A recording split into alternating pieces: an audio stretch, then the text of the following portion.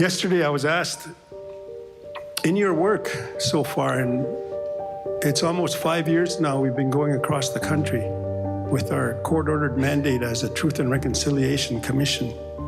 What was a surprise for you? And the surprise for me was the depth of abuse that went on across this country in residential schools. I knew it was there, the physical abuse, the spiritual abuse, psychological abuse, and worst of all, the sexual abuse. But I didn't realize the depth of it in this country. Having had a chance to visit 300 Aboriginal communities where I heard horrific stories about residential school experience, almost 7,000 stories. And time and time again, people told us about the mistreatment as children they received. So this to me was the surprise.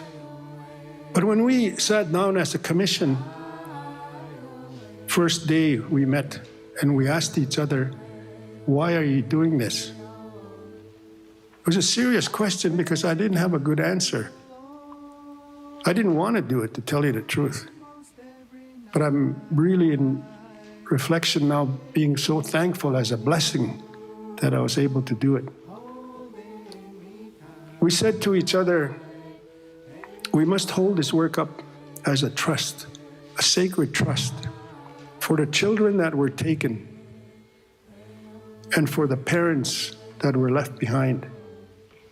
So we kind of used that as a theme or a reminder, daily reminder for our work, that it was for the child taken, because this was about children being taken away. I remember faintly being dropped off at the school at 6 years of age in January. But there's a lot that I don't remember after that. I do remember the awful experiences. At a meeting at the Yukon, a girl pointed out to us, we see your theme there. This is for the child taken and a parent left behind. And she said, what about the children that came after? She said, I'm one of the children that came after. My parents went to residential school. So I want to thank you for exploring reconciliation in this discussion, and also the intergenerational trauma, which is what the young girl was asking about. What about those that came after? And it's a very serious and important question, because many times we heard, our parents never told us anything about this experience. Some even said, you're asking us to tell you something that we've been trying to forget for 40, 50 years.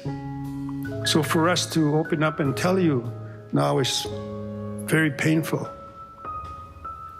We didn't hear anything from our parents. Another young woman came in front of us and she said, I don't know anything about residential school life. My mother never said anything about it, but she just died in prison. And I had to go pick up her, gather her clothing and her belongings in prison. And among the collection, she said, I found a diary. And I started reading the diary. And here it was a daily account from prison about residential school that she was able to learn from the diary. And she was so thankful, she said, and she read passages to us from the diary. Okay. Hello, I'm Corey Wayne, and we're here at Robbie's house.